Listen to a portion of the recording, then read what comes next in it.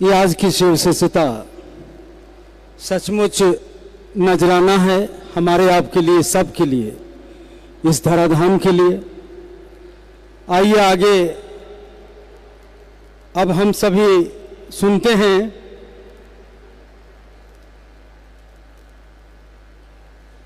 दीदी बरखा आनंद जी से आग्रह है कि वो कृपया इस मंच तक आएं और इनके लिए विषय है आओ चलें शिव की ओर। कुछ जिज्ञासाएं आई हैं जिनका ये समाधान भी करेंगी। दीदी बरखानंद जी ने श्री अर्चित आनंद जी का कदम से कदम मिलाकर साहब के इस सपने को पूरा करने में सहयोग किया है। इनकी सहभागिता को सलाम है। आज जो यह कार्यक्रम घटित हुआ है, एक दिन यह सपना साहब ने देखा था कि झारखंड पूरे राज्य की एक संगोष्ठी आयोजित होगी। आज हुई। हमारे आपके बीच दीदी बरखानंद जी उपस्थित हैं। आइए निर्धारित विषय पर सुनते हैं हम सभी इनकी अभिव्यक्ति को शांत चित्त मुद्रा में।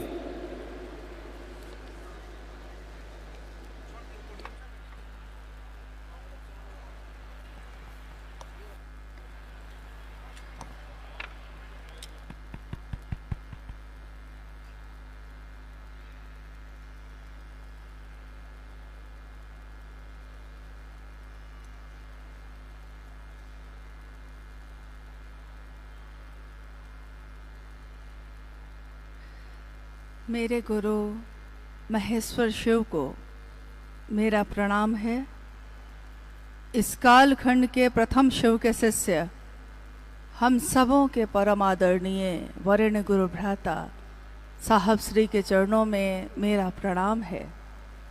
शक्ति स्वरूपा माँ नीलम आनंद जी के चरणों में मेरा प्रणाम है और यहाँ उपस्थित आप सभी गुरु भाई गुरु बहन के चरणों में मेरा प्रणाम है। हम सबका सौभाग्य है कि अपने गुरु शिव के लिए झारखंड राज्य की इस संगोष्ठी में शामिल होने का सौभाग्य प्राप्त हुआ है। झारखंड राज्य 2000 में बिहार से पृथक एक नए राज्य के रूप में उभरा था, परंतु इसका इतिहास बिहार ही है। और जब शिव के शिष्य साहब हरिनानंद जी का जन्म हुआ था, उस वक्त भी ये बिहार ही था। माँ नीलम आनंद जी की जन्मस्थली जो आज झारखंड में है, उस समय भी बिहार ही था। आज एक तरफ देखिए लौकिक दुनिया में भी क्या होता है, जहाँ साहब श्री हरिनानंद जी का जन्मस्थल बिहार में है, माँ नीलम आनंद जी का जन्मस्थल झारखंड में है। और दोनों के इस अद्भुत मिलन में जब 22 मई 1972 को मनातूगढ़ में वहां के लोगों ने देखा था, अनुभव किया था, ये सच है कि उस समय कोई नहीं जानता था कि ये जो मिलन है ये शिव और शक्ति की किस ऊर्जा का है। एक अद्भुत, एक अप्रतिम शिव की शिष्यता की नींव जहां से पैदा हो रही थी। और उसके 2 ही वर्षों के बाद यानी सन 1974 में साहब ने शिव को अपना गुरु बनाया और साहब ने कहा कि मैं जो करता हूं उसकी जिद है मेरे अंदर, और यही जिद, यही जुनून महादेव को गुरु बनाने में काम आया। मैंने महादेव को अपना बनाया तो ये सोच लिया था कि बना लिया है तो बना लिया है, अब छोड़ूंगा नहीं। और मेरी ये आदत है, अक्सर साहब ने कहा मेरी ये आदत है, मैं जिसको अपना बना लेता हूं फिर चाहे सारी दुनिया दूसरी तरफ हो जाए, मैं हमेशा उसी के तरफ खड़ा होता हूं। इसलिए आज भी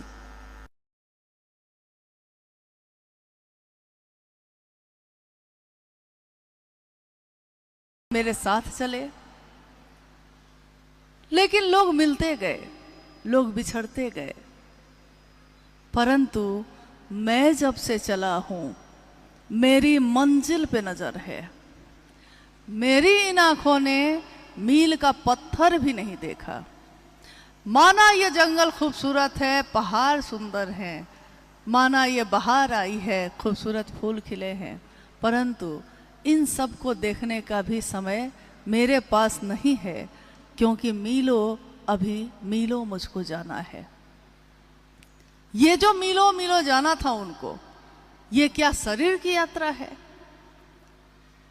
ये मन की, आध्यात्म के रास्ते पे चलने की वो यात्रा है जो कहीं अनंत को जाती है। स्वयं शिव के शिष्य ने लगभग 40-45 वर्षों तक लगातार जगत के लोगों से महादेव के गुरु स्वरूप की बात की, और ये चाहा कि हम शिव के शिष्य हो जाएं। ये चाहा कि हमारे जीवन में शिव शिष्यता की जीवंत सुगंध हो, हम कागज के फूल न बन के रह जाएं।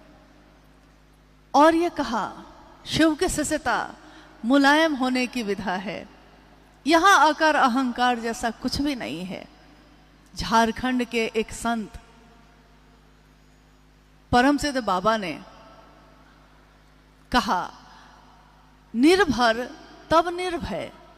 और इस पंक्ति को साहब ने अपनी पुस्तक आओ चले शिव की ओर में भी लिखा है। निर्भर तब निर्भय। निर्भर हम होते कहाँ हैं? महादेव पे हम निर्भर हो जाएं, ये दुसाध्य है, कठिन है, मुश्किल है। परंतु अगर हो गए, जब तक हम झुकते नहीं हैं तभी तक कठिन है।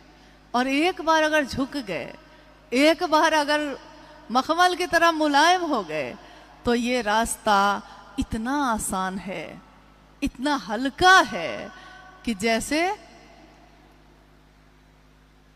मिठाई जो होती है चीनी वाली, लोग नहीं कहते हवा मिठाई है, ये देखने में इतनी बड़ी और सुंदर, गुलाबी लाल, खाइए तो कब चला जाता है, पिघल जाता है, पता ही नहीं चलता, और दूर से देखिए तो लगता है इतनी बड़ी मिठाई है। साहब ने इसका उदाहरण देते हुए कहा, अध्यात्म एक ऐसा रास्ता है कि अध्यात्म एक ऐसी मिठाई जैसी ही बात है।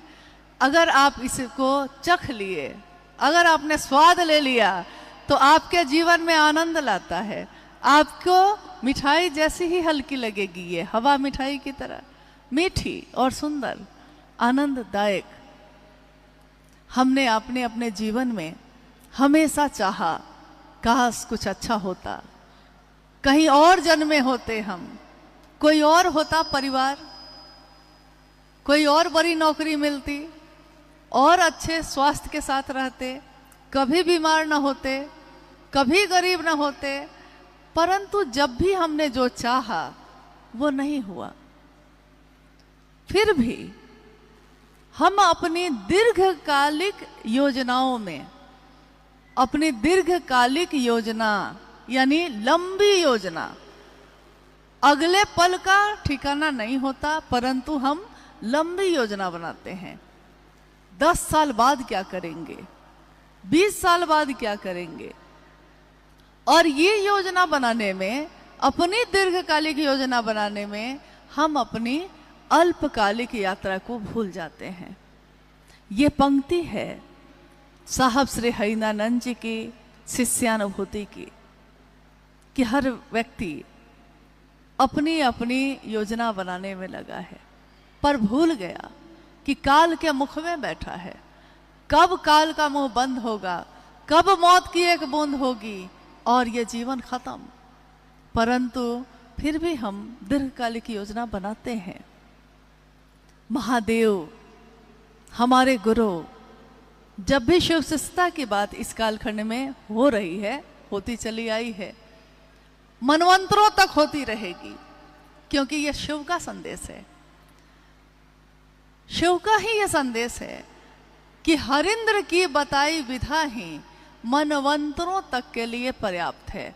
तो मनवंतरों तक ये होती रहेगी। हमारे शरीर बदलते रहेंगे। शायद हमने पहले भी जन्म लिया हो, शायद हम आगे भी जन्म लें, परंतु इस जन्म में जो जागे हैं, इस जीवन में जो जागे हैं हम, तो कहा जाता है कि जब जागिए तभी सवेरा। जब जागिए, कभी कभी कोई छोटा बच्चा भी जाग जाता है और कभी कभी कोई वृद्ध होकर भी जाग नहीं पाता।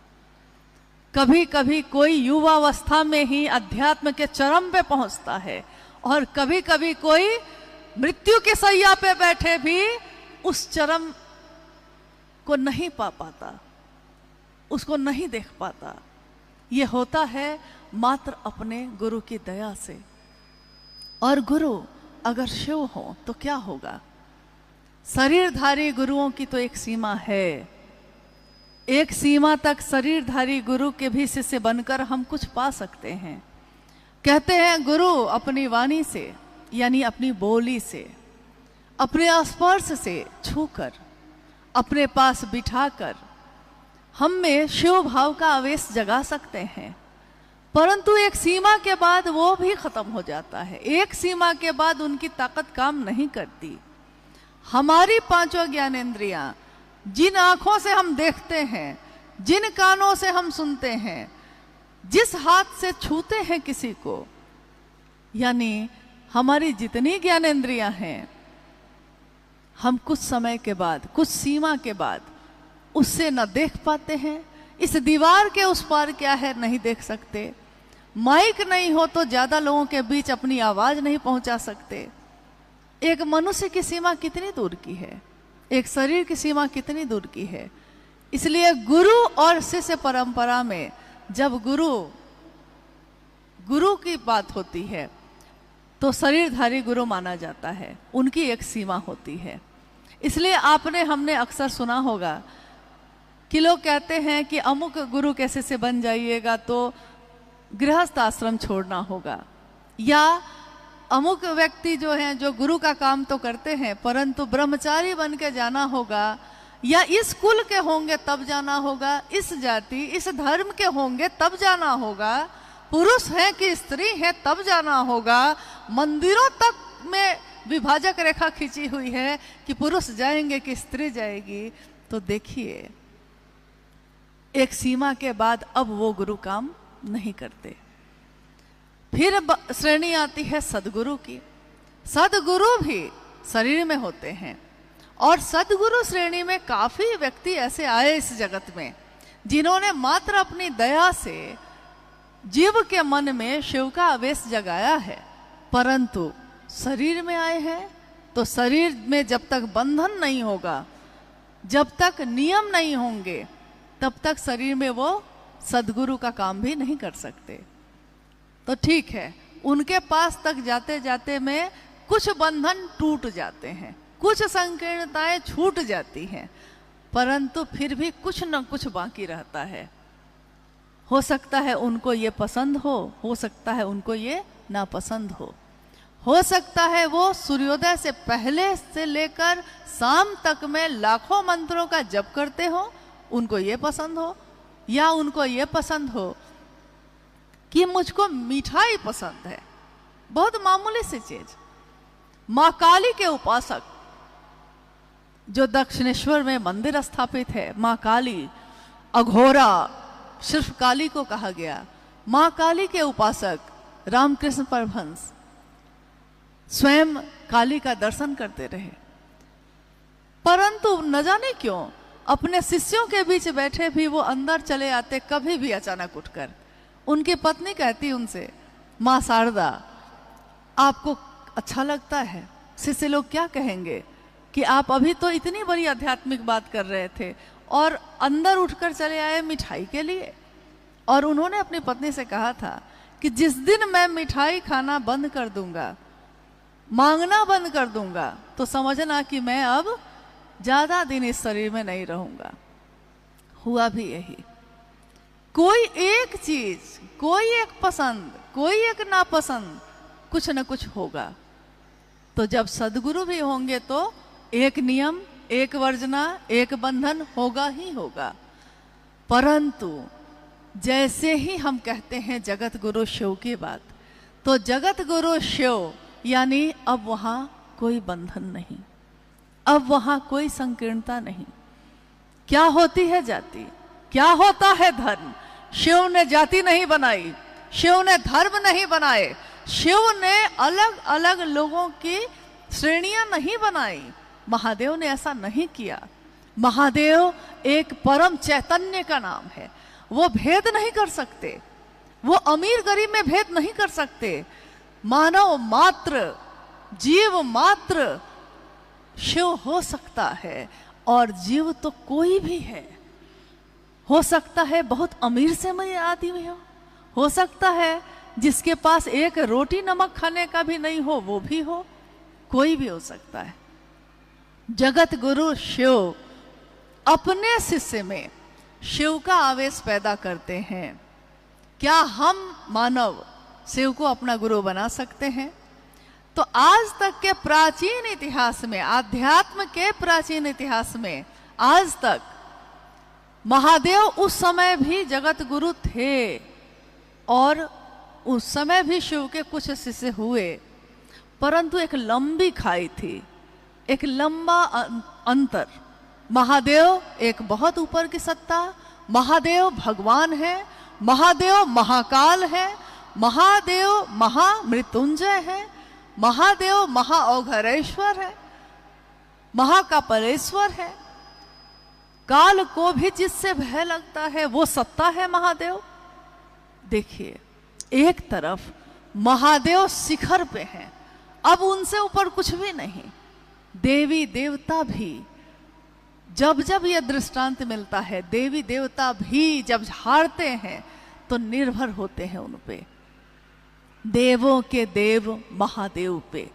इसलिए एक ही सत्ता को महादेव कहा गया। महाशब्द जहां जहां लगा है सिर्फ महादेव के साथ ही लगा है। और इतनी बड़ी सत्ता, इतना नीचे अपने को करते हैं, इतना नीचे करते हैं कि हमारे आपके जैसे सामान्य से अति सामान्य लोग महादेव का अनुभव करते हैं, महादेव को महसूस करते हैं। ये किनके कारण हो पाया?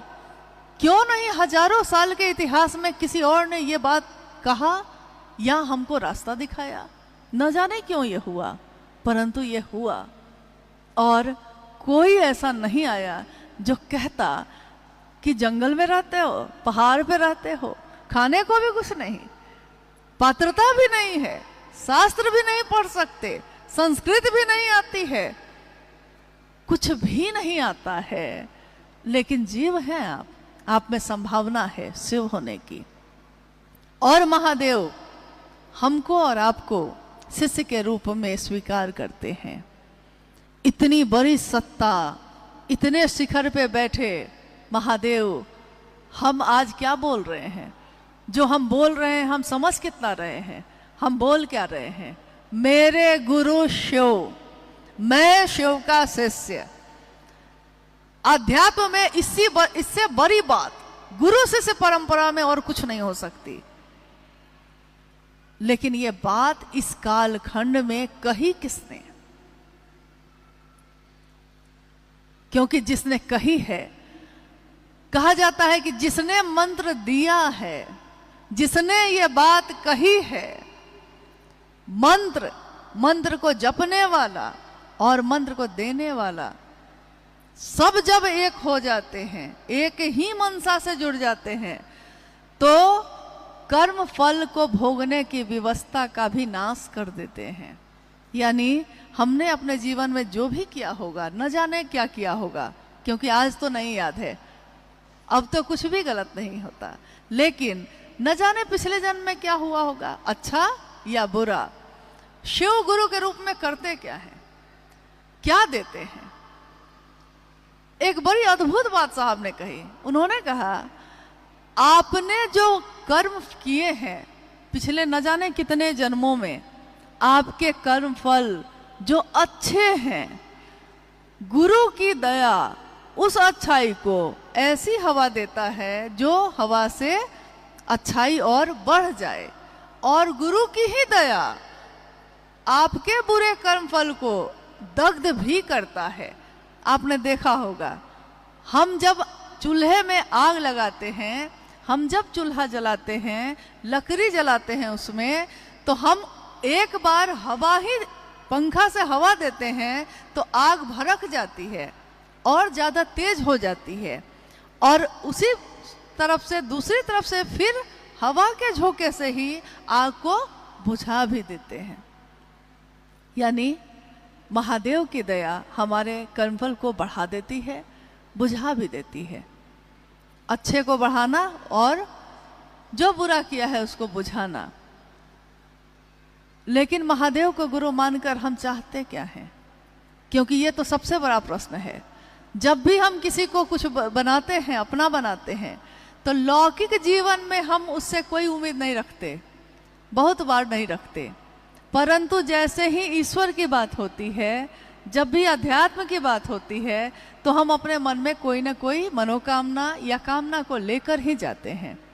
तो महादेव को गुरु बनाने के पीछे हमने क्या चाहा है? आज इस हॉल में उपस्थित सभी, हम सब शिव के शिष्य कह, बोली में तो हम कह रहे हैं शिव के शिष्य हैं, हम सब शिव से बैठे हैं, अपने गुरु शिव की दया के आश्रय में बैठे हैं, अपने साहब दीदी के आशीर्वाद के आश्रय में बैठे हैं। क्या सोचकर हमने शिव को गुरु बनाया था? जिस दिन भी बनाया था, जरा कुछ देर के लिए हम अपने मन को वहां ले जाएं। क्यों बनाया था, किस लिए बनाया था? हम लौटाते हैं अपने मन को उस स्थान पर, उस जगह पे जिस दिन हमने शिव को गुरु बनाया था। किसी के कहने से बनाया था, कोई कामना थी इसके लिए बनाया था, संतान नहीं हो रही थी इसके लिए बनाया था, पीड़ा और दुख की इम्तिहान थी, बहुत ज्यादा था, कष्ट कम नहीं हो रहा था इसके लिए बनाया था, या महादेव अच्छे लगे थे इसलिए बनाया था, महादेव की बात अच्छी लगी थी इसलिए बनाया था। चाहे जिस लिए भी बनाया हो, लेकिन रास्ता यह मोहब्बत का ही है। और यही बात साहब श्री ने कही कि महादेव को गुरु बनाते समय हमारा मन कितना सुंदर था, कितना पवित्र और अच्छा था। परंतु देखिए क्या हो गया कि देखते देखते कुछ वर्षों में ही मोहब्बत तिजारत में बदल गई। मोहब्बत का रास्ता व्यापार का रास्ता क्यों बना? मोहब्बत तो मोहब्बत का रास्ता होता है। मोहब्बत में तो दिया जाता है, मोहब्बत में लिया तो नहीं जाता। मोहब्बत में तो जिससे प्रेम करते हैं उसको देते हैं, लेते कब है? परंतु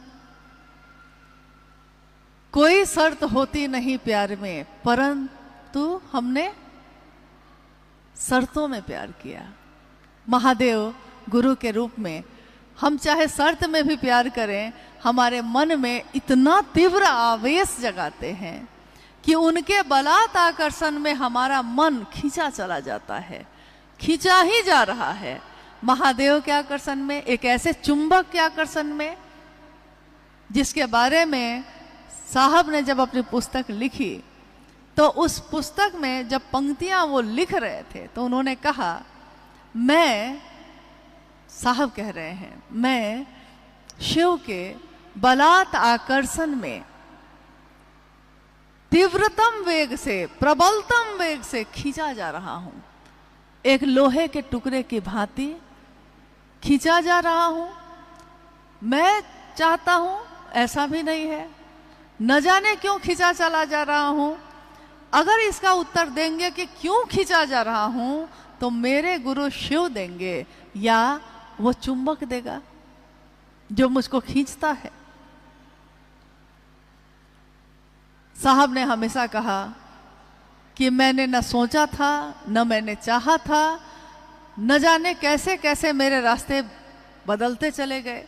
आपने अभी थोड़ी देर पहले मंडल सर के द्वारा जो शिव शिष्टता की पृष्ठभूमि, व्याप्ति और प्रयोजन विषय पे सुना, तो आपने ये सुना कि किस तरह साहब ने शिव को अपना गुरु बनाया था और किस तरह उन्होंने ये चाहा कि शिव को चाहा तो फिर और कुछ ना चाहा। एक ही दृष्टांत आता है आज तक में कि सुना है कि माँ उमा ने आराधना की थी, माँ पार्वती ने तपस्या की थी और कहा था, जब नारद गए थे उनके पास कहने कि और भी अच्छे अच्छे देवी देवता हैं, आप और देवताओं का भी वर्ण कर सकती हैं, परंतु माँ उमा ने कहा था, वरहूं शंभु नहीं तो रहूं कुंवारी, वरण करूंगी तो सिर्फ शिव का, नहीं तो किसी का नहीं। परंतु हम आप क्या ऐसा कर पा रहे हैं? क्या हम शिष्य के रूप में, क्योंकि शिष्य की दुनिया में तो गुरु होता है और गुरु की दुनिया उसके शिष्यों से होती है, तो एक शिष्य होने के नाते हमको आपको भी ये सोचना होगा कि एक निष्ठता ही आध्यात्म की आधार भूमि है। एक निष्ठता, फिर दूसरे जगह चलेगी, व्यभिचारी भक्ति दूसरे जगह चलेगी, आध्यात्म में नहीं चलती। आध्यात्म का रास्ता एक को जानो, एक को मानो का ही है। एक मतलब कौन? जो एक से बहुत हुआ था, फिर से बहुत से एक होगा। एको हम बहुत श्याम जब शिव ने कहा था, और आज जब जीव से शिव होने की यात्रा है, तो महादेव के लिए एकनिष्ठ होना कठिन है, बहुत कठिन है, आसान नहीं है। अब है कि महादेव को गुरु मानने और शिष्य बनने के बीच की जो परंपरा है, इस कालखंड में जब साहब श्री ने शुरू की तो उन्होंने यही देखा था, कोई ऐसा नहीं है जो किसी को रास्ता दिखाता हो, सही रास्ता। हर व्यक्ति खुद से जोड़ने की कोशिश में है, लेकिन ऐसे लोग दिख ही नहीं रहे जो शिव से जोड़ने की कोशिश कर रहे हों। ये भी बड़ी अद्भुत बात है, क्योंकि लौकिक जगत में जब हम किसी को प्रेम करते हैं, तो अगर मैंने आपको प्रेम किया है तो मैं चाहूंगी कि आप मुझसे ज्यादा किसी को ना चाहें, और आप भी यही चाहेंगे। मतलब जिसको भी आपने चाहा है, जिससे भी प्रेम किया है। लौकिक जगत में जब हम प्रेम करते हैं तो ये प्रेम संकीर्ण होता है, जलन और ईर्ष्या से भरा होता है। कोई देखे तुमको तो जलता है दिल, ऐसी भावना को लिए होता है। परंतु जब पारलौकिक जगत की बात होती है, शिव को प्रेम करने की बात होती है, तो आज तक के जितने भी उदाहरण हैं उसमें सबसे सुंदर सर्वोत्तम उदाहरण है शिव के शिष्य साहब हरिंद्रानंद जी की, जिसमें उन्होंने कहा कि मैं जिस शिव को चाहता हूं तुम भी उसको चाहो। और शिव को कहा, हे शिव, मैं शिव का शिष्य हरिंद्रानंद आपसे साष्टांग अपने आप को पूरी तरह झुकाकर, अपने आप को आपके चरणों में गिराकर साष्टांग ये प्रार्थना करता हूं कि हम सभी का मन शिव की दया की अतल गहराइयों में समाहित ही होता रहे। हम सभी का मन शिव की दया की अतल, जिसका कोई तल नहीं, तालाब का तल होता है, नदी का होता है, समंदर का भी होता है, परंतु शिव की दया का कोई तल नहीं होता। इसीलिए प्रेम का भी तल नहीं होता। प्रेम में हम डूबते हैं, मेरा मन डूबता है। कितना भी बात कर ले जिसको प्रेम करते हैं, क्या मन भर जाता है, संतुष्ट हो जाता है कि अब तुमसे नहीं बात करनी, अब जाओ? नहीं होता है, लगता है और कुछ बात करते। कितना भी देख लें, अक्सर लोग कहते हैं साहब को देख नहीं पाए। हम साहब को कितना भी देख लेते, क्या हम इस शरीर को उनके देख के भी संतुष्ट हो पाते? क्योंकि जिससे आप प्रेम करते हैं उसको देखते देखते आंखें थक जाती हैं, मन संतुष्ट नहीं होता है, मन प्रेम में डूबता है। और जब प्रेम होता है तो फिर दो सत्ता में पैदा होता है, परंतु दोनों को एक करता है। प्रेम गली अति सांकरी, जामे दो न समाए, दो नहीं समा सकते। तो गुरु और शिष्य परंपरा में, जगत गुरु शिव और शिष्यों की परंपरा में शुरुआत में हम हो सकता है शिव के साकार या निराकार दोनों स्वरूप को अपनाएं। शिव जो मंदिरों में है, जो मूर्ति में है, जो तस्वीरों में है, जो शिवलिंग के प्रतीक के रूप में है, प्रारंभिक अवस्था में ये सब चलेगा, परंतु मिलना तो उस निराकार शिव से ही होता है। ठीक वैसे ही जब एक इंसान दूसरे इंसान से जब प्रेम कर बैठता है तो वो उसके शरीर से नहीं मिलता, वो उसके अंदर की चैतन्य जो है उसका, वो जो ऊर्जा है जो जीवित है उससे मिलता है, मन मिलता है। मन जब नजदीक होता है किसी के तो आवाज देखिएगा धीमी हो जाती है। अक्सर हमने देखा होगा अपने घरों में कि जब हम किसी से बहुत नजदीक होते हैं मन से तो बहुत धीरे धीरे बात करते हैं, इतना धीरे बात करते हैं कि सामने बैठा व्यक्ति भी नहीं सुन पाता है। होता है कि नहीं ऐसा? बहुत धीमे बात करते हैं। लोग कहते हैं कि पता नहीं दोनों क्या बात कर रहा था। लेकिन अगर मन से दूरी हो गई है, मन से दूरी हो गई तो हमारे सामने वो खड़ा है, सामने सम्मुख खड़ा है, परंतु हम इतनी तेज आवाज में चिल्लाते हैं कि लोग कहते हैं अरे इतना जोर से क्यों बोल रहे हो, सामने तो खड़ा है, वो सामने ही तो है। मन ही किसी को अपना बनाता है, मन ही किसी को पराया बनाता है, और पूरे शिव शिष्यता में मन ही साधन है उस शिव से मिलने के लिए, तीनों सूत्र को करने के लिए जो साहब श्री के द्वारा निरूपित हैं। माँ नीलम आनंद जी के बारे में अभी आपने थोड़ी देर पहले सुना। भाई परमेश्वर जी उस पर अपनी बात, अपनी अभिव्यक्ति दे रहे थे। क्या माँ नीलम आनंद सिर्फ एक शरीर में उतरी एक सत्ता है? क्या साहब हरिंदरानंद जी जो शरीर में दिखे बस उतने ही हैं? क्योंकि एक सामान्य दिखने वाला व्यक्ति करोड़ों लोगों को दीवाना नहीं बना सकता, यह शाश्वत सत्य है। जब तक उसमें आध्यात्मिक ऊर्जा का संचरण नहीं होगा, वो करोड़ों लोगों को अपनी बातों पे चलने के लिए स्वतः अपनी इच्छा से हम चल रहे हैं, वो मजबूर भी नहीं कर रहे, हम खुशी खुशी चल रहे हैं उस रास्ते पे। और अगर कोई दूसरा नहीं चल रहा तो हम चाहते हैं कि वो चले, खुशी खुशी ही जा रहे हैं, अपनी स्वेच्छा से जा रहे हैं। क्या ये बिना आध्यात्मिक ताकत के हो सकता है? और किसकी ताकत? एक आदमी के मन को हम अपने अनुसार नहीं कर पाते हैं, करोड़ों लोगों को कर लेंगे। तो जो शरीर में उतरे हैं उस चैतन्य से मिलने में अगर कहा जाए कि जरा बताइए महादेव के बारे में, बताइए साहब के बारे में, बताइए दीदी नीलम जी के बारे में, तो शब्दों में नहीं बताया जा सकता। इस भाव को शब्दों में नहीं बांधा जा सकता, क्योंकि शब्द तो बहुत छोटे होते हैं। इसीलिए हम सब साहब की लिखी हुई बात पढ़ते हैं, उनकी बोली हुई बात सुनते हैं, परंतु हमेशा ये अनुभव होता है कि लिखा हुआ तो पढ़ लेंगे, बोला हुआ तो सुन लेंगे, परंतु लिखे हुए को समझने के लिए भी उन्हीं की तरफ से देखना होगा।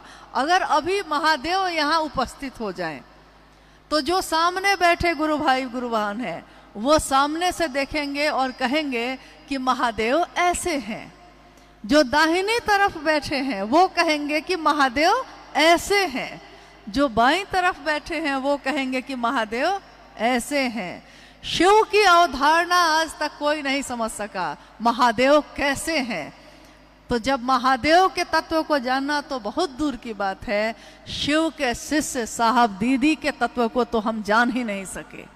हम में से कितने लोग जान सके? और अगर जान लिया होता उन्होंने, तो उनके मन में भी ये बात उतरी होती कि वर हूं शंभु नहीं तो रहूं कुंवारी। व्यभिचारी भक्ति हम नहीं करते, हम अपना रास्ता नहीं बदलते, हम अपना भगवान नहीं बदलते, हम अपना गुरु नहीं बदलते, और हम अपने साहब दीदी को भी नहीं बदलते। एक ही रहेंगे वो हमारे लिए हमेशा।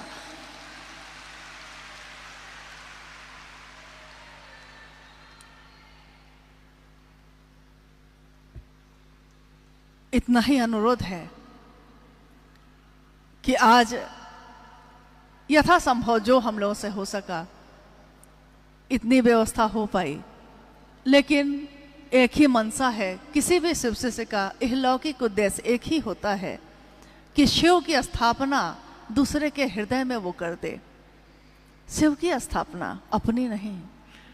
हमको आपको लोग जान ही जाएंगे तो क्या होगा। कजा ने ऐसी हजार सूरत बिगाड़ डाली बना बना के। अकबर, कैसे कैसे लोग आए धरती पे, जब चलते थे तो चारों तरफ जय घोष होते थे।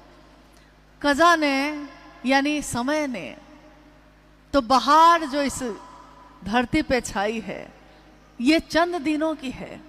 बहार दिन है चंद रोजा। कितना सर उठा के हम चल सकेंगे, कितनी देर। ज्यादा सर उठा के चलने के बाद जानते हैं क्या होता है? गले में दर्द हो जाता है, अकरन होती है। परंतु झुकने की विधा आपने देखा होगा। आज पहाड़ के काफी लोग हैं, पहाड़ और जंगल के लोग हैं ज्यादा, और जो नहीं भी हैं तो वो पहाड़ और जंगल में जाते ही रहते हैं, आसपास में तो है ही। हमेशा जब आप पैदल चलते हैं तो आपने देखा होगा कि बहुत सारा हम लोग अगर थैला, झोला, थैला सामान से भर लिए हैं और चलना चाहते हैं पहाड़ पे यानी ऊंचाई पे, तो जैसे जैसे हम ऊपर की तरफ बढ़ते हैं वैसे वैसे हमको थकन होने लगती है, थकान बढ़ने लगती है। तो हम झोला में से, अपने थैला में से उस सामान को कम करने लगते हैं जो ज़्यादा भारी लग रहा है। अगर खाने का सामान रखे हैं तो बैठकर कुछ खा ही लेते हैं, पानी का बोतल पीकर फेंक ही देते हैं। जैसे जैसे आप ऊपर की तरफ चल रहे हैं यानी शिखर की तरफ, शरीर से, इस शरीर की बात हो रही है अभी, शरीर से वैसे वैसे थकान होने लगती है।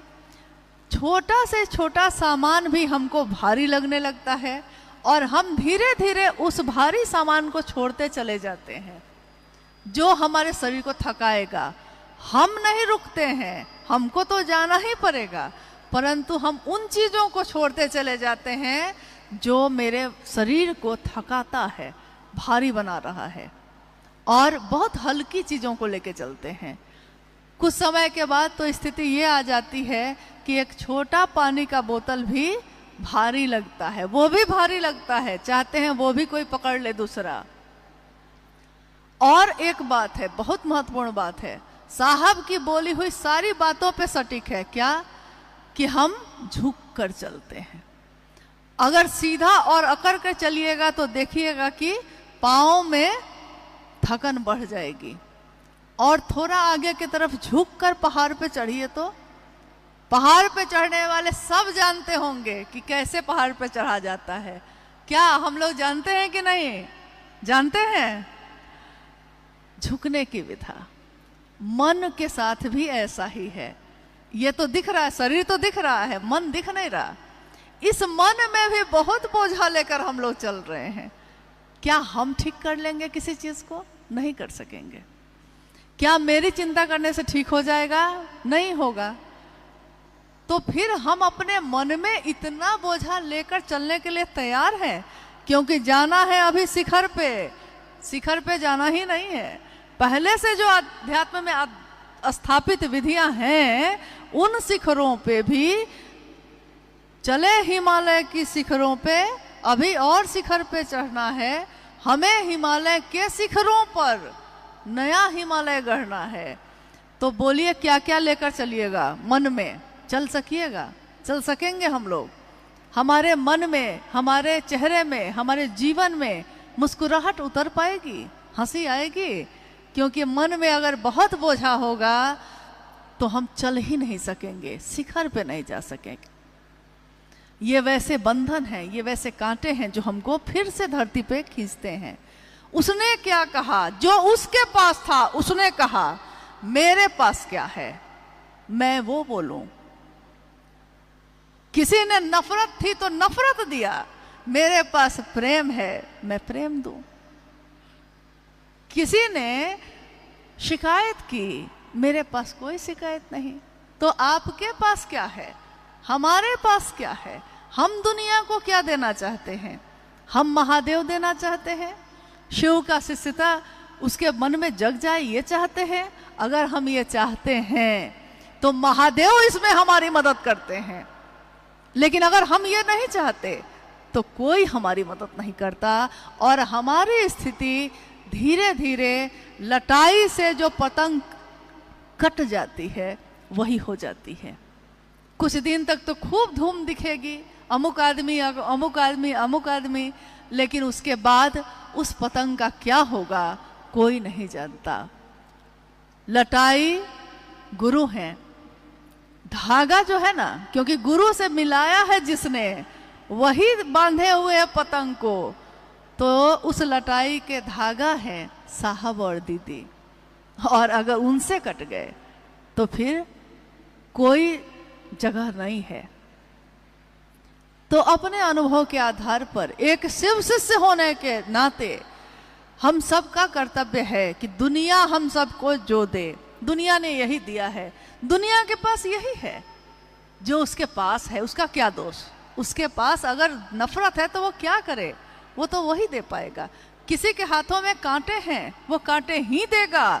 लेकिन शिव की शिष्यता कांटों पे चढ़ के गुलाब का फूल दुनिया को दिखाती है। इसीलिए साहब ने एक शिष्य के तौर पे लिखा है कि कांटों पे चढ़ के ही गुलाब खिलता है, दुनिया गुलाब के फूल को देखती है, कांटों को कोई देखता भी नहीं। कीचड़ में ही कमल खिलता है, कमल की सुंदरता को देखकर लोग मोहित होते हैं, कीचड़ को कोई देखता भी नहीं। तो हम लोगों को ये क्यों समझाएं कि कीचड़ को मत देखिए, कीचड़ को मत देखिए। इससे ज़्यादा सुंदर है कि उस कीचड़ में कमल खिल जाए, शिव शिष्यता का कमल, कांटों पे चढ़ के गुलाब खिले।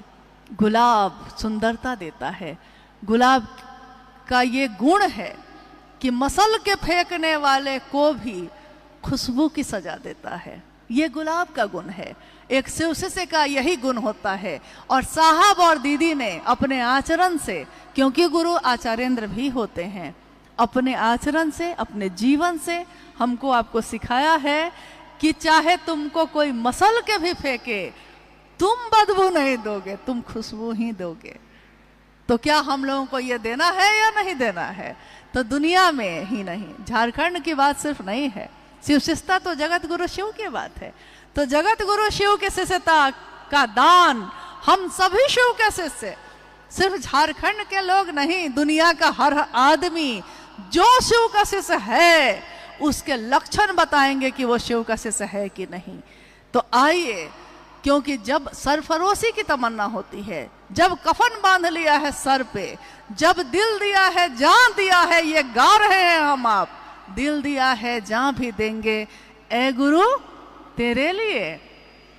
तो जब गा रहे हैं, सर पे कफन बांध लिया है, तो फिर सरफरोशी की तमन्ना करने वाले इसकी परवाह नहीं करते कि किसके हाथ में कितने हथियार हैं, वो बस अपना कर्तव्य निभाते हैं।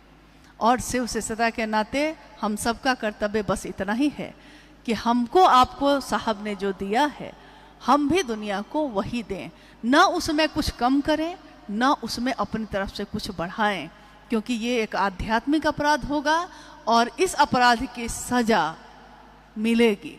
इस अपराध की क्षमा शिव नहीं कर सकेंगे। उस समय जब दीक्षा और गुरु दक्षिणा पे बात हो रही थी, तो मनु भैया ने एक पंक्ति का जिक्र किया था कि माँ की डायरी में लिखा था, आंसू का उपहार महागुरु आज चढ़ाने आई हूँ। माँ नीलमानंद, माँ नीलमानंद, करोड़ों संतान हो जिसकी, वो अपने गुरु के पास कह रही हैं, लिख रही हैं कि आंसू का उपहार महागुरु आज चढ़ाने आया हूं, क्योंकि महादेव भाव ग्रहण करते हैं। और वो लिख रही हैं, अद्भुत है ये भाव, अनुकरणीय है। मेरे पास कुछ नहीं है, एक शिष्य के पास क्या होगा? जो चीजें हैं यहीं की हैं, यहीं से ली थी, यहीं को देकर जाएंगे, क्या होगा मेरे पास? लेकिन शिव ने जो भाव पैदा किया है मेरे मन में, वो है मेरे पास। सूक्ष्माति सूक्ष्म शिव की सत्ता को सूक्ष्माति सूक्ष्म भाव ही ग्रहण होता है। इसलिए आंसू ही तो है। आंसू नकली कुछ लगा के पैदा नहीं किए जा सकते, ये सिर्फ फिल्मों में होता है। लौकिक जीवन में, सचमुच के जीवन में अगर आंखों में आंसू आते हैं तो या तो अत्यधिक दुख के होते हैं या फिर अत्यधिक सुख के होते हैं। तो माँ नीलम आनंद की आंखों से अगर आंसू बहे हैं तो असीम सुख से, असीम आनंद से उन्होंने ममता दी है, छांव दिया है। और हम सब शिव के शिष्य अपने साहब और दीदी के लिए कृतज्ञ हैं। आपने दिया है, बिन मांगे दिया है। और इस कृतज्ञता में हम यही कर सकते हैं कि जो वो चाहते हैं वो हम सब कर सकें। इस संगोष्ठी का भी मूल उद्देश्य, मुख्य उद्देश्य यही है कि हम सब जो एक सभा में बैठे हैं, सभा शिव शिष्यों की सभा है, इसमें जो बैठे हैं हम सभी का मन एक हो, इस जगह पे एक हो, एक विषय में एक हो, बाकी चीज में चलेगा अलग अलग। आपको दूसरा कपड़ा पसंद है, हमको दूसरा पसंद है, आपको दूसरा खाना पसंद है, हमको दूसरा पसंद है, लेकिन आपको भी महादेव ही पसंद है, हमको भी महादेव ही पसंद है। आपने भी दिल उन्हीं को दिया, हमने भी दिल उन्हीं को दिया है। तो आइए हम सभी शिव शिष्यों का मन एक ही भाव संचरित हो, हम सब के हृदय में एक ही भाव, एक ही सोच, एक ही बात कि महादेव के शिष्य बनेंगे भी और बनाएंगे भी। और इसके सिवा न साहब ने कुछ और किया, न हम और कुछ करेंगे, लेकिन साहब की लिखी हुई एक एक चीज, उनकी बनाई हुई एक एक चीज, चाहे वो कुछ भी हो, चाहे वो कोई व्यवस्था हो, चाहे वो संस्था हो, चाहे वो न्यास हो, चाहे वो शिव शिष्यता के क्रम में चलने वाले कार्यक्रम हो, साहब ने के निर्देश के सिवा शिव के शिष्यता में इस धरती पे और कुछ भी नहीं है।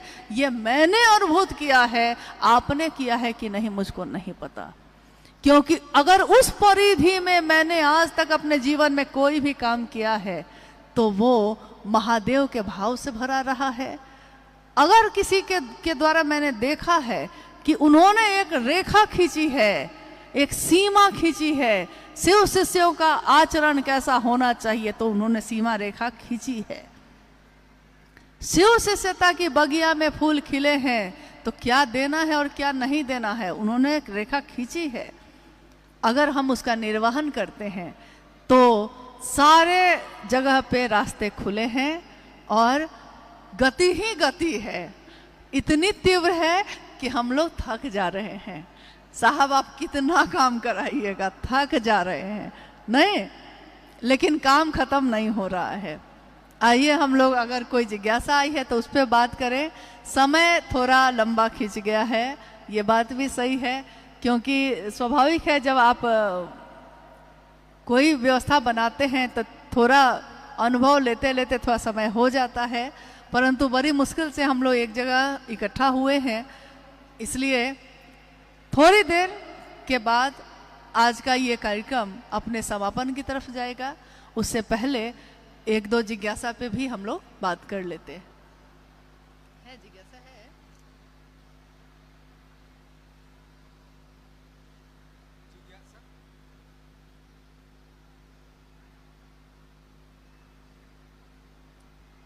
अब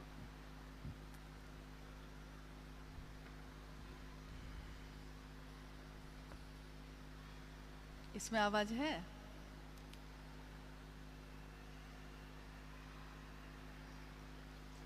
लाइए पढ़ लेते हैं, हम खुद ही पढ़ लेते हैं।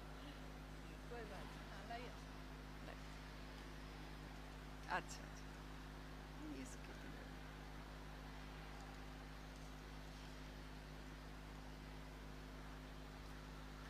आज के लिए जिज्ञासा जो है काफ़ी है, लेकिन हम लोगों को लग रहा है कि एक दो जिज्ञासा काफ़ी होगी, क्योंकि इस लंबे कार्यक्रम में हम लोगों ने हर पहलू के बारे में बात की है। हर पहलू, शिव से होगा तो वृक्ष भी लगाएगा, शिव से होगा तो पानी भी बचाएगा, क्योंकि शिव ने बनाई है प्रकृति। तो जिन हवाओं को हम सलाम करते हैं, जो महादेव को छूकर आती है, उस पर भी हमने बात की है। अब ये जिज्ञासा है कि साहब जी का संकल्प है कि शिव गुरु को संसार के एक एक मानव के दिल में बसाना है, तो क्या यह हमारा भी संकल्प है? भाई विक्रांत अंबुज जिला सरायकेला से हैं। साहब जी का संकल्प है कि शिव गुरु को संसार के एक एक मानव के दिल में बसाना है। तो मतलब इनका कहना है कि ये साहब का संकल्प है, तो क्या ये हमारा भी संकल्प है? देखिए, इसका उत्तर तो बहुत बड़ा हो सकता है, परंतु कोई मेरी नजरों से देखे तो समझे कि तुम मेरे क्या हो। तो कोई अगर साहब की नजरों से देखता है महादेव को, तो साहब की हर चीज मेरी होती है। उनका संकल्प भी मेरा संकल्प, उनके शिव भी मेरे शिव बिल्कुल है, क्योंकि उन्होंने दिया है तो उनका संकल्प भी मेरा संकल्प है। और बार बार उन्होंने कहा है ये कि इसको अपना संकल्प बनाइए, क्योंकि बात करते हैं तो भूल जाते हैं, लेकिन संकल्प लेते हैं तो नहीं भूलते हैं। इसलिए इसका संकल्प लीजिए कि हर व्यक्ति के हृदय में महादेव को धड़काएंगे, स्थापित करेंगे। आज तक दुनिया ने मंदिर बनाए, आज भी बन रहा है, बनना ही चाहिए, क्यों नहीं? हर उस जगह को बनना चाहिए, हर उस स्थान को होना चाहिए जहां जाने से मेरा मन शिव का अनुभव कर सके। परंतु क्या उसकी परिधि से बाहर आकर भी शिव याद आ सकते हैं? ये विधा साहब ने सिखाई कि दुनिया में अपने घर में बैठे हुए भी, खेत में काम करते हुए भी, जंगल में लकड़ी और महुआ चुनते हुए भी, गाड़ी चलाते हुए भी, बिजनेस करते हुए भी, अपने बच्चे को पढ़ाते हुए भी, जिस तरह हम सबको याद करते हैं, अपने महादेव को भी याद कर सकते हैं। जिस तरह हम सबके लिए समय निकालते हैं, अपने महादेव के लिए भी निकाल सकते हैं। और जिस तरह हम अपनों के लिए बिना कहे ही करते हैं, महादेव के लिए भी कर सकते हैं। इसलिए संकल्प शुरू किया था साहब ने, परंतु आज ये हम सबका संकल्प है।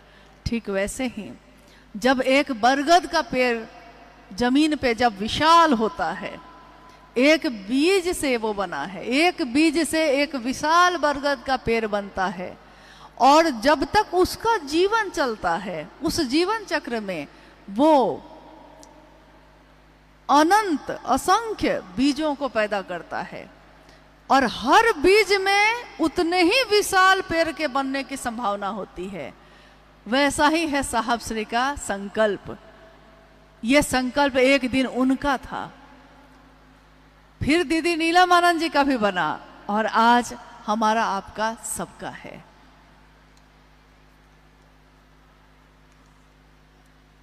शिव का गुरु भाव और ईश्वर भाव, ईश्वर के भाव में क्या अंतर है?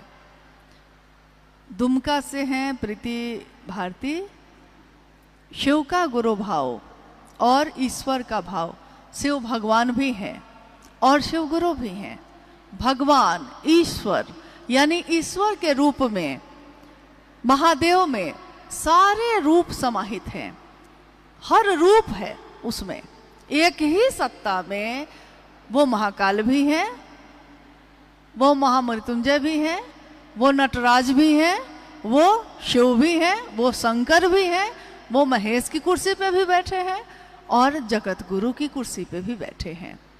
हजारों रूप हैं, लेकिन एक ही सत्ता में, जिस तरह हमारे आपके अंदर भी हैं, एक ही सत्ता में बेटी भी है, पत्नी भी है, माँ भी है, बहन भी है, मित्र भी है, दुश्मन भी है, एक ही सत्ता में।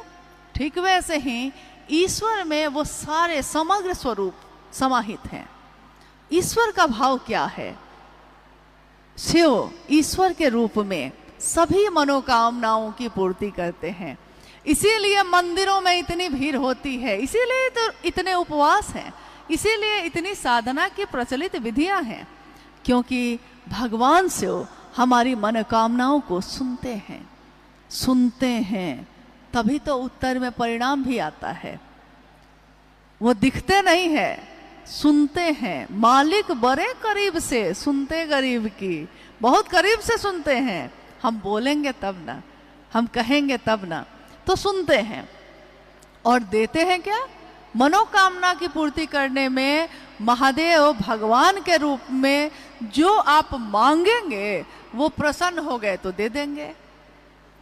इसी पे साहब ने उदाहरण दिया था कि रावण शिव का इतना बड़ा भक्त था, परंतु उसने शिव से तीनों लोगों की संपत्ति मांगी थी और महादेव ने दी थी, परंतु उस संपदा को, उस संपत्ति को, उस तीनों लोगों के अधिपति होने की ताकत को संभालने का ज्ञान नहीं मांगा था। हम आपसे कुछ मांग सकते हैं, हम कहेंगे कि आपकी गाड़ी बहुत अच्छी है, दे दीजिए, आप दे भी देंगे। अब उस गाड़ी को चलाना ही नहीं आता मुझको, मेरे किस काम की? और अगर चला लिया है, आधा अधूरा है, तो दुर्घटना होगी, खुद भी जाएंगे, किसी को लेकर भी जाएंगे। तो जब भी मनोकामना की पूर्ति ईश्वर के रूप में होती है तो जरूरी नहीं है कि उसमें वो ये सोचेंगे कि आपके लिए अच्छा है कि नहीं। लेकिन जब गुरु भाव है, गुरु भाव यानी अनुग्रह का भाव, गुरु भाव यानी दया का भाव, जो जीव है उसको शिव बना दे, ये भाव, तो जीव को शिव बनाने का जो भाव है उसमें अब गुरु के रूप में वो वही देंगे जो हमारे लिए सही होगा, वो नहीं देंगे जिससे हमारा अहित हो सकता है। जैसे हम अपने बच्चे को चाकू नहीं देंगे, हाथ काट लेगा वो, लेकिन दूसरे का है तो हो सकता है वो दे भी दे। मांग रहा है, ज्यादा प्रेम अंधा हो जाता है तो दे भी देता है लोग, लेकिन गुरु ऐसा नहीं करेंगे। इसलिए गुरु का भाव जीव से शिव बनाने की पात्रता पैदा करता है और इसमें परिमार्जन करने में तपना पड़ता है। सोना बनना है तो तपना पड़ेगा। मूर्ति वंदनीय है इसलिए कि उसने तरासे जाने का दर्द सहा है। मूर्ति जो पत्थर थी, आज मूर्ति के रूप में उसकी पूजा हो रही है क्योंकि उसने छेनी और हथौड़ी दोनों खाए हैं, इसलिए वो वंदनीय है। तो गुरु भाव में वो विवेक पूर्ण दान देंगे, सोचेंगे क्या इसके लिए ये सही होगा। और जबरदस्ती भी कुछ लोगों ने लिया है, मतलब कभी कभी ऐसा हो गया है, जिद पे आ गए, चाहिए ही चाहिए, चाहिए ही चाहिए। मैंने देखा अपने जीवन में, जब से साहब दीदी के सानिध्य में आई तो माँ नीलम आनंद जी से भी बहुत लोगों को बहुत कुछ लेते देखा, आपने सुना ही अभी थोड़ी देर पहले, और साहब से भी बहुत कुछ लेते देखा। एक पति पत्नी आते थे, संतान नहीं थी उनको और काफ़ी उम्र हो गई थी, लेकिन न जाने क्यों उनको यही जिद थी कि हमको संतान चाहिए ही चाहिए। मंडल सर भी यहाँ बैठे हैं, बहुत बार इन पे भी फोन आया, खूब आया। अंत में साहब ने ऊब कर, थक कर कहा, जाओ तुमको यही चाहिए तो मैं महादेव देना चाहता था, लेकिन तुमको यही चाहिए, जाओ। एक लंबे अरसे के बाद एक कार्यक्रम में दूर से भीड़ में मुझको दिखाई दिए, छोटा सा बच्चा था साथ में, यानी संतान हो गई थी, खबर आई थी, हो गई थी संतान, पुत्र हुआ था। और मैंने देखा कि माँ जो वृद्ध हो गई थी, अब बच्चा तो अभी छोटा ही था, हो गया, ये भी बड़ा आश्चर्य था कि इस उम्र में संतान की प्राप्ति हुई। और उस बच्चे ने अपनी माँ को थोड़ी देर भी वहां खड़ा रहने नहीं दिया, मारता रहा। इतना छोटा बच्चा अपने वृद्ध माँ को अपने हाथ से मारे जा रहा है लगातार। मेरे मन ने जो सोचा वो कहते हैं, मेरे मन ने उस समय यही सोचा कि महादेव से दया मांगकर कुछ मांगना चाहिए, जबरदस्ती कुछ नहीं मांगना चाहिए, इसमें हमारा भला नहीं होता है। इसलिए निर्भर होइए ताकि हम निर्भय हो सकें। महादेव को साहब और दीदी ने महादेव को महादेव के लिए चाहा। हमारा आपका मन भी उस शिव को शिव के लिए चाहे। कम से कम हम ये कह सकें, हे महादेव, मैं आपका शिष्य हूं और आपको चाहता हूं, आपसे कुछ नहीं चाहता।